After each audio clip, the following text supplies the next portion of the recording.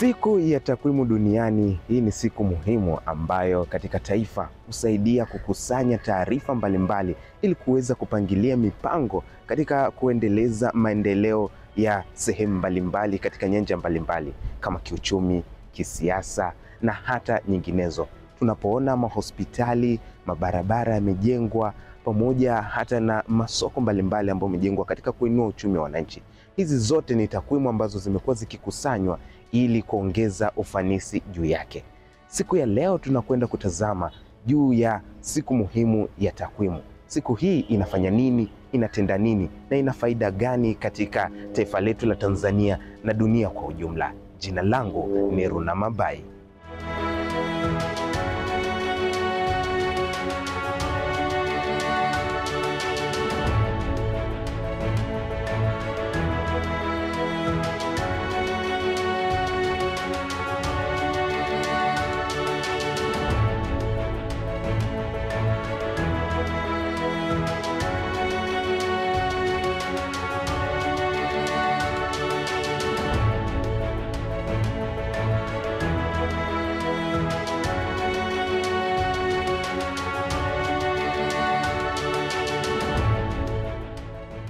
Hapa nchini Tanzania, Ofisi ya Taifa ya Takwimu imekuwa mstari wa mbele katika kukusanya, kuchambua na kusambaza taarifa sahihi zinazosaidia serikali na wadau wa maendeleo kupanga sera zenye tija kwa wananchi.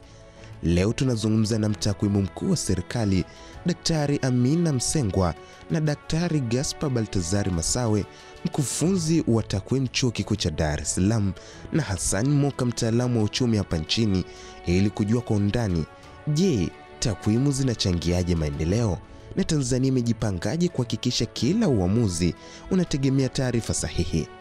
Mtakwimu mkuu wa serikali Daktari Amina Msengwa kutoka Ofisi ya Taifa ya Takwimu anatueleza kuhusu siku ya takwimu na kutumia takwimu sahihi katika kupanga mipango yao mbalimbali ili kuendana na uhalisia. Siku ya takwimu duniani huwa tunaadhimisha tarehe 20 Oktoba, na siku hii huwa tunaiadhimisha kila baada ya miaka 5, na kwa mara ya kwanza siku hii iliadhimishwa mwaka 2010. Na labda niseme kwa nini tuliamua siku hii iwe ni siku ya takwimu duniani. Siku hii ina lengo mahususi kabisa kutukumbusha na kuhakikisha kwamba tunaendelea kuthamini matumizi ya takwimu katika kufanya maamuzi, lakini pia kuwakumbusha wananchi wote wengine kwamba wanahitaji sana kutumia takwimu kwa ajili ya maisha yao. Katika tasnia ya takwimu tunasema takwimu ni maisha, na maisha haya tunayaona moja kwa moja kwa kutumia takwimu ambazo zinazalishwa. Na siku hii leo imekuwa na kauli mbiu inayosema takwimu na taarifa bora kwa kila mtu. Maadhimisho haya yanaendana sambamba kabisa na nia na maono ambayo Watanzania tunayo ya kuona kabisa kwamba tunawezaje kuzitumia takwimu hizi kwa maisha, lakini pia katika kuhakikisha kwamba tunafanya maamuzi sahihi. Na hii tunaiona kwa kutumia kwa sasa, kwa mfano tunaendelea na kufanya tafiti zetu mbalimbali ambazo zinawagusa wananchi wa kawaida kabisa kuanzia chini mpaka juu. Tuna utafiti unaofanya kwa wafanyabiashara wadogo wadogo na wafanyabiashara wakubwa wakubwa, lakini pia tunaendelea kufanya tafiti ya kilimo ambayo inawagusa wakulima wakubwa na wakulima wadogo wadogo. Tukiangalia kauli mbiu hiyo inaongelea zaidi ubora wa takwimu, kwani ndio msingi wa maamuzi, na hilo pia katika Ofisi ya Taifa ya Takwimu tunaendelea kuandaa miongozo, lakini pia kusimamia wanaozalisha takwimu ili kuhakikisha kwamba tunapata takwimu bora, lakini pia takwimu rasmi kwa ajili ya watunga sera, lakini pia tunahakikisha kwamba hata wadau wetu wengine wote wanaweza kutumia katika kujipanga wapi wakafanye biashara. Kwa hiyo ni vitu vingi ambavyo tunaweza kuvitumia kwa kutumia takwimu sahihi. Na mwisho wake, mlaji wa mwisho ataonekana ni mwananchi, ni kila mmoja wetu ataweza kufaidika na takwimu hizo.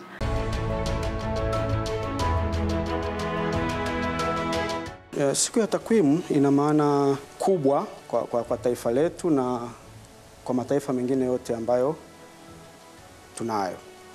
Kwa maana ya kwamba inatukumbusha jambo moja muhimu sana ambalo ni Unapozungumza maendeleo katika taifa lolote au katika nchi yetu ya Tanzania, maendeleo hayaji kwa bahati, ila yanakuja au yanajengwa katika msingi imara wa takwimu.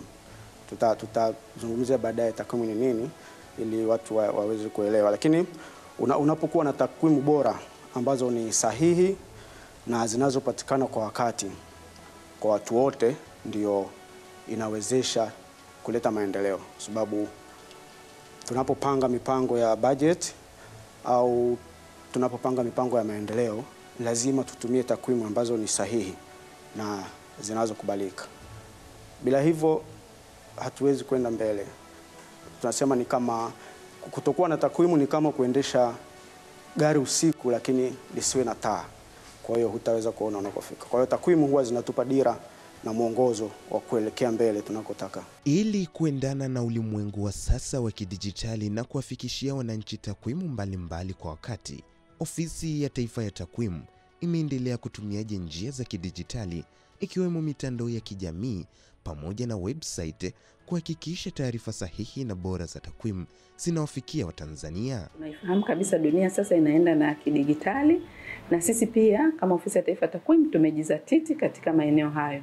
Naweza nikatoa mifano michache ambayo tunaiona kabisa sasa Ofisi ya Taifa ya Takwimu inaweza kufikisha takwimu hizo kwa walaji kwa urahisi zaidi.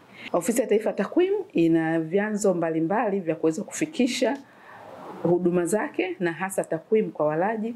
Njia mojawapo tunatumia kwenye website, ambako mtu yote anaweza kuingia kwenye website, anaweza kupata machapisho, anaweza kupata data ambazo akaendelea kuzifanyia kazi na kutoa changamoto ama kutoa mafanikio, kuonyesha mafanikio, kufanya tathmini mbalimbali kuhakikisha kwamba kweli takwimu zetu sisi zinaweza kutumika katika muktadha ambao yeye anauangalia. Ofisi ya Taifa ya Takwimu imeendelea kujizatiti katika kutumia teknolojia za kisasa. Naweza nikatoa pia mfano kwamba sasa tunaweza kutumia hizo drones kwa ajili ya kuhakikisha kwamba tunaweza kukusanya data katika maeneo ya mbali, lakini hasa kwa mfano data za kilimo tunaweza kukusanya kwa kutumia drones. Sambamba na hilo pia tunaweza kutumia pia social media ambazo kiurahisi, na tunajua kabisa Watanzania wengi wenye simu ambazo wanaweza kupata huduma yetu hiyo. Kwa hiyo ukiingia kwenye website pia kwenye page yetu ya za social media utakutana na taarifa za msingi kabisa. Cha kwanza tunaweza kutoa taarifa ya kwamba sasa tunaenda kwenye utafiti, lakini pia tukishachakata tutatoa taarifa kwamba sasa uchambuzi umekamilika na matokeo ya msingi yanaweza kutumika na watu wote wanaweza kuyafikia. Kwa hiyo la kwetu sisi kubwa ni kuhakikisha kwamba takwimu zetu hazibaki kwenye makabati, ila takwimu zetu zinatumika zaidi, zinatumika na Mtanzania, zinatumika na wenzetu ambao wanaweza kutufananisha, kwa sababu kama mnavyofahamu hauwezi kuzalisha takwimu ikawa kwa ajili ya taifa tu. Tunazalisha takwimu kwa kuzingatia miongozo ya kitaifa na kimataifa ili kuhakikisha kwamba takwimu zetu zinaweza kutufanya sasa nchi kama nchi ikafananishwa na nchi nyingine. Takwimu inachangia vipi dira ya taifa ya maendeleo ya 2050 ambayo ni mpango thabiti na jumuishi na wenye maono ya mbali unaoakisi matarajio ya pamoja na mwelekeo wa kimkakati kwa kipindi cha miaka 25 ijayo, ambayo imejengwa juu ya msingi madhubuti wa utawala bora, amani na usalama katika kuhakikisha uchumi wa nchi na wananchi unazidi kukua. Kama tunavyofahamu, Mheshimiwa Rais wa Jamhuri ya Muungano wa Tanzania mwezi Julai alizindua dira ya taifa ya 2050, na dira hiyo ina lengo kubwa kabisa la kunyanyua ustawi wa wananchi wake. Na tukiangalia sasa Ofisi ya Taifa ya Takwimu katika utekelezaji wa maono ya dira ya 2050 umejielekeza zaidi katika kuhakikisha, cha kwanza kabisa tuliweza kushirikishwa kuanzia mwanzo wa uandaaji wa dira hiyo, kiasi kwamba tuliweza kuonyesha kabisa kwamba kutegemeana na takwimu rasmi tulizonazo tumeweza kufikia wapi, na sasa dira ya 2050 inaanzia wapi. Na jukumu la pili sasa ni katika kipindi cha utekelezaji. Katika kipindi cha utekelezaji, dira ya taifa ya 2050 itategemea kwa kiwango kabisa data za kutoka Ofisi ya Taifa ya Takwimu. Na data hizo sasa kwa sisi tumejizatiti na tumejipanga, kama nilivyosema awali, tutaendelea kutumia teknolojia za kisasa, tumeanza kuzitumia katika awamu ya kwanza ya ukusanyaji, lakini pia tunaendelea kutumia teknolojia hizo ambazo zinatumika zaidi katika kufanya analysis za sekta mbalimbali na kuhakikisha kwamba sasa tunaweza kutoa takwimu katika kipindi kifupi ambacho dira ya maendeleo ya 2050 itakuwa inatekeleza. Na utoaji wa takwimu hizo za muda mfupi utasaidia sana katika kufanya tathmini za muda mfupi, muda wa kati na muda mrefu.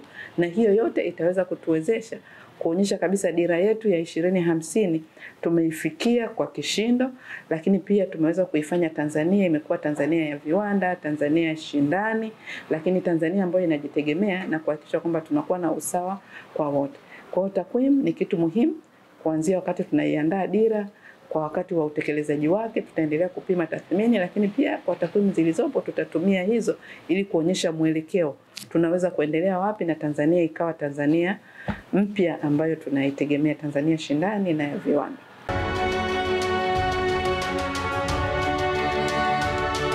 Kauli mbiu ya mwaka huu kwa sababu maadhimisho haya siku ya takwimu yanafanyika kimataifa. Sijaona kauli mbiu rasmi ya Kiswahili kwa Tanzania, lakini kauli ambayo imetoka kimataifa inasema ni quality statistics and data for everyone. Tukijaribu kutohoa kwa haraka inamaanisha kwamba ni takwimu bora na taarifa sahihi kwa watu wote. Unapokuwa na taarifa sahihi ndio unaweza kufanya maamuzi sahihi. Kwa hiyo ni kauli ambayo inatukumbusha ni nini umuhimu wa kutumia takwimu au kutumia taarifa rasmi kwenye kufanya maamuzi sahihi.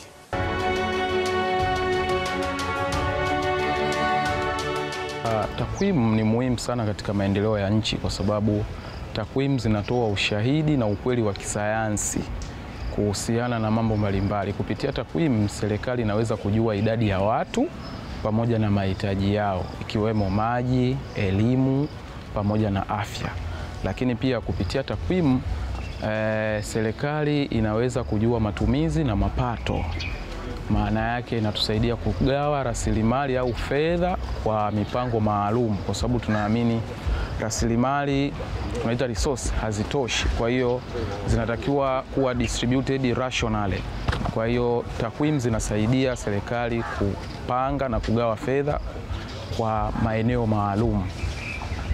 Lakini pia takwimu ni muhimu katika upangaji wa bajeti, kwamba ili serikali iweze kupanga bajeti inatakiwa iwe na takwimu za kiuchumi, maendeleo ya kibiashara, uwekezaji na kadhalika. Kwa hiyo huo ni umuhimu wa takwimu katika maendeleo.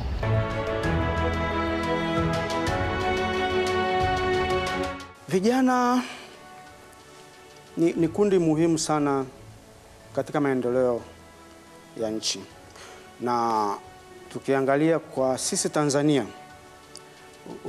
tukirudi sensa ya mwaka 2022, sensa ya watu na makazi ya mwaka 2022, kundi la vijana ambalo ni miaka 15 mpaka 35 kwa mujibu wa sensa ile, ni karibia, yani ni zaidi ya nusu ya idadi ya Watanzania. Na ukiangalia nguvu kazi ya taifa ambayo ni kuanzia miaka 15 mpaka miaka 65, ambayo ni kama asilimia tuseme 64 na pointi, au tunaweza kusema ni karibia theluthi mbili ya kundi hilo la miaka 15 mpaka 64 ni vijana wenye umri kati ya miaka 15 mpaka 35. Kwa hiyo tunaona ni taifa tunalosema ni taifa la vijana, kwa sababu idadi kubwa ya nguvu kazi ni ya vijana. Na kwa maana hiyo ni muhimu vijana hawa kuwa na uelewa wa takwimu au wa sayansi ya kitakwimu, kwa maana ya uelewa wa namna ya kupata taarifa sahihi au ukusanyaji wa taarifa, uchakataji wa taarifa na matumizi ya taarifa zile. Sawa? Tuchukulie mfano kijana anayetaka kufungua biashara ya kuuza juisi, tuseme jiji la Dodoma. Lazima ajiulize maswali. Je, eneo ninalotaka kufungua biashara yangu ni wateja wangapi wanapita eneo hilo kwa siku? Au labda ni wakati gani mzuri wa kuuza, au ni wakati gani eneo hilo linakuwa na wateja wengi zaidi? Je, gharama labda za matunda na vifungashio ni kiasi gani labda kwa siku au kwa mwezi? Na nikiuza labda faida yangu kwa mwezi ni shilingi ngapi? Kwa hiyo kijana ambaye anaweza kujiuliza maswali hayo tayari anatumia takwimu.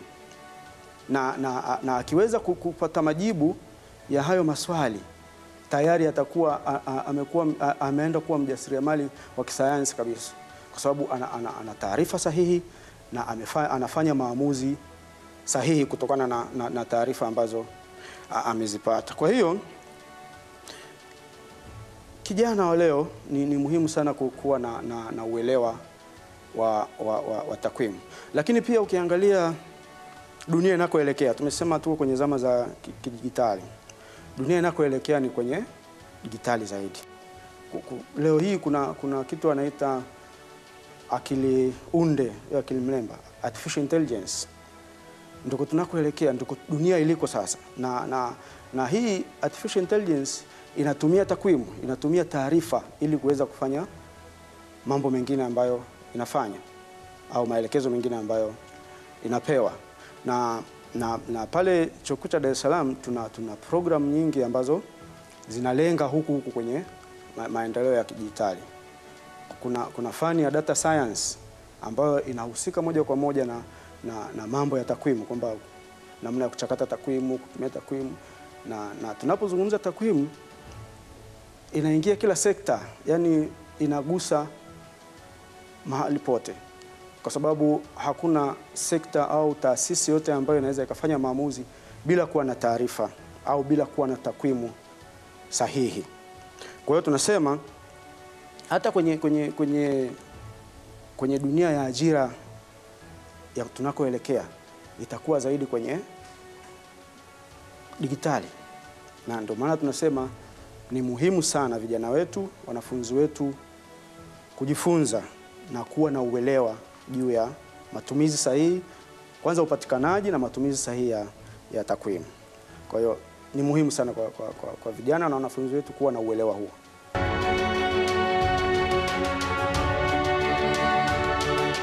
Bila takwimu, serikali inaweza ikapata changamoto. Moja ni kupanga vitu kihisia, kwa maana ya kukisia badala ya kuwa na data, kwa maana ya takwimu.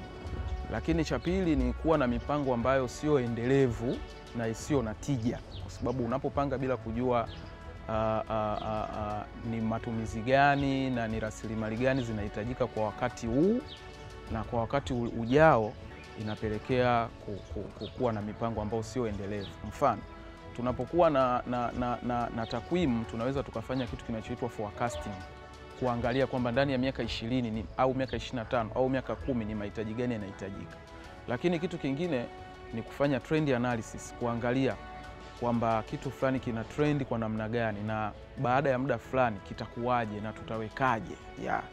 Kwa hizo ni changamoto ambazo zinaweza zikaikumba serikali wasipopanga bila kutumia takwimu.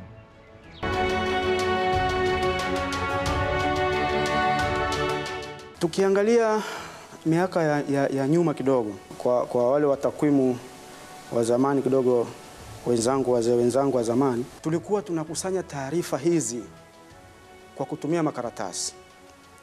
Yaani unabeba, tunaita nini, dodoso. Unabeba madodoso yako, unaenda field, unakusanya taarifa kwa kumhoji mtu na kuandika kwenye karatasi.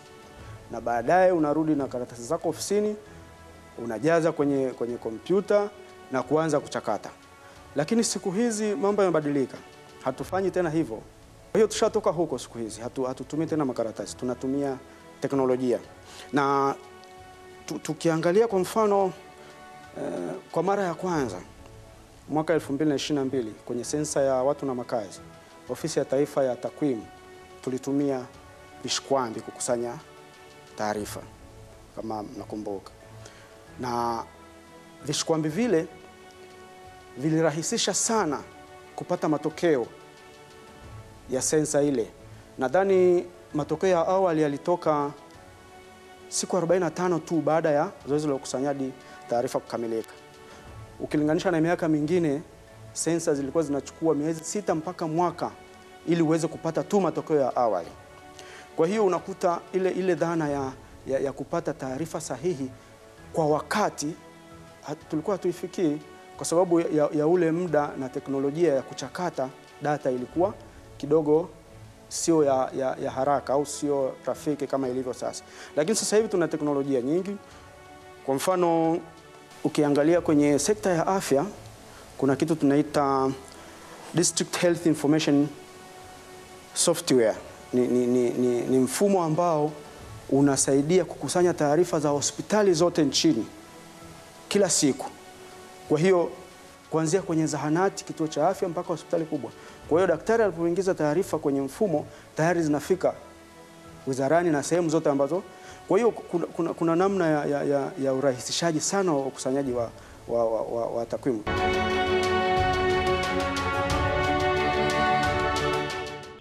Kwanza dira ni kitu kikubwa sana. Ni kitu kikubwa sana ambacho hakihusishi tu takwimu za sasa hivi, bali takwimu za nyuma, na kinahusisha pia kama nilivyokuambia forecasting, kwamba tuna forecast mambo yanayokuja pia. Na sisi tuna Tanzania Bureau of Statistics ambayo inatunza hizo kumbukumbu. Kwa hiyo naamini Tanzania Development Agenda au Vision ya mwaka 2050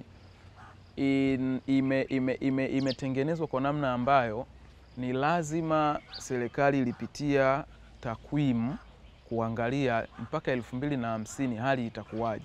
Kwa hiyo tupange kuanzia hapa kwenda mpaka kule tunapopatarajia. Kwa hiyo naamini kwamba serikali imetumia wataalamu wa data analysis kufanya forecasting, kufanya trending analysis ya hizo data ili kuweza kupanga na kufikia hayo malengo ya 2050.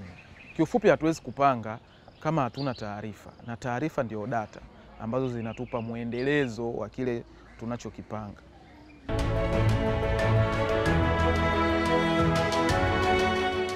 Wote tutakuwa ni mashahidi kwamba tulipo sasa sio sawa na tulikotoka. Zamani ilikuwa hata malipo ya serikali lazima uende upewe risiti, ulipe keshi, lakini siku hizi malipo ya serikali au malipo ya aina yoyote tunafanya kidijitali. Unapewa tu namba ya kumbukumbu, unaingia, unalipa malipo yako. Unaona? Kwa hiyo juhudi nyingi zimefanyika. Juhudi nyingi zimefanyika na zinaendelea kufanyika ili kuendelea kuboresha mifumo ya kidijitali ya ukusanyaji wa taarifa. Tunaona hata kwenye sekta ya fedha siku hizi mambo yamebadilika sana. Zamani, siku za nyuma kidogo, ilikuwa hata kumtumia mama yako fedha kijijini ilibidi uweke kwenye bahasha, utafute basi linalokwenda lipeleke, mara zipotee. Lakini siku hizi ni mara moja tu unatuma, inamfikia. Kwa hiyo kwa upande wa serikali na upande wa sekta binafsi, juhudi nyingi zimefanyika na juhudi nyingi zinaendelea kufanyika, na mabadiliko ni makubwa kweli kwenye sekta ya tehama. Tunazungumza kiujumla sekta ya tehama, kwamba teknolojia ya habari na uwasilishaji wa habari na kila kitu. Kwa hiyo tuna mifumo mingi ambayo imebuniwa na inatusaidia katika ukusanyaji wa taarifa. Hata ukienda kwenye maofisi mengi siku hizi, yao ya serikali au zile ofisi za sekta binafsi, hakuna tena mafaili ya karatasi physical.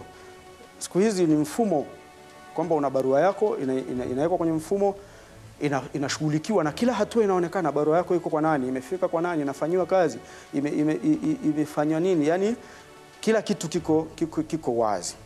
Kwa hiyo kwa kweli tuseme tunakoelekea ni kuzuri, na tuendelee kushikilia hizi teknolojia, japokuwa zinakuja na changamoto zake, lakini kila chenye changamoto kina mafanikio.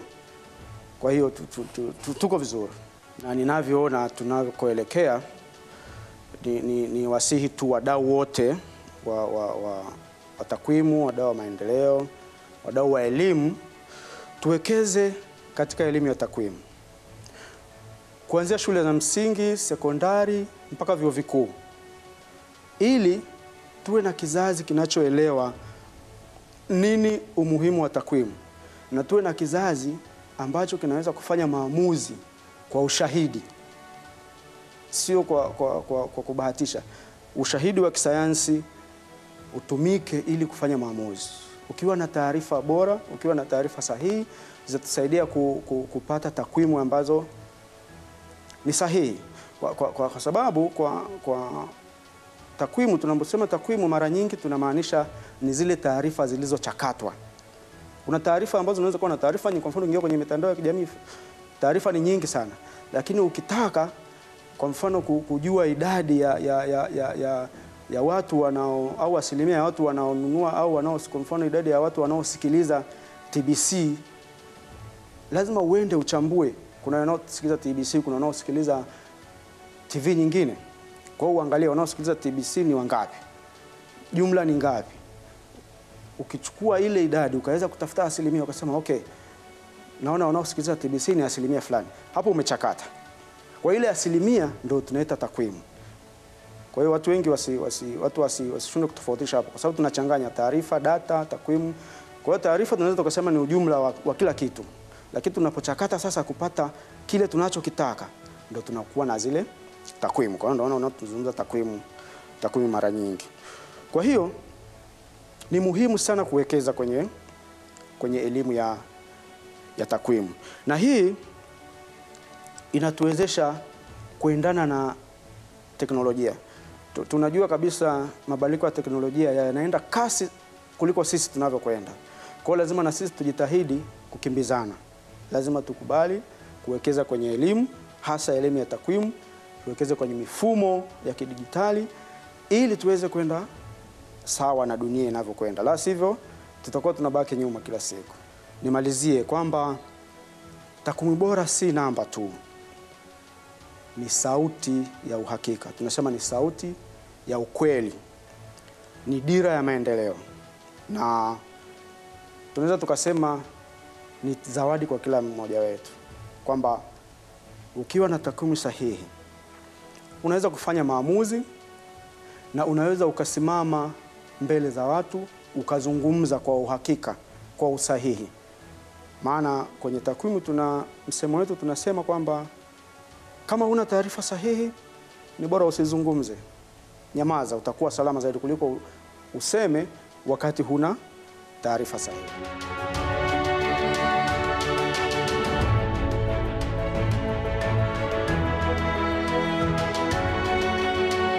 Siku ya takwimu duniani huadhimishwa kama njia ya kuhamasisha umma na taasisi mbalimbali kuhusu umuhimu wa takwimu sahihi katika kuleta maendeleo ya kijamii, kiuchumi na kisiasa.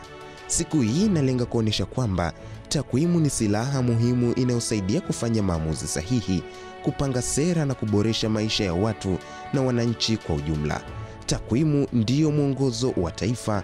Tuendelee kutumia takwimu kwa ajili ya maendeleo yetu.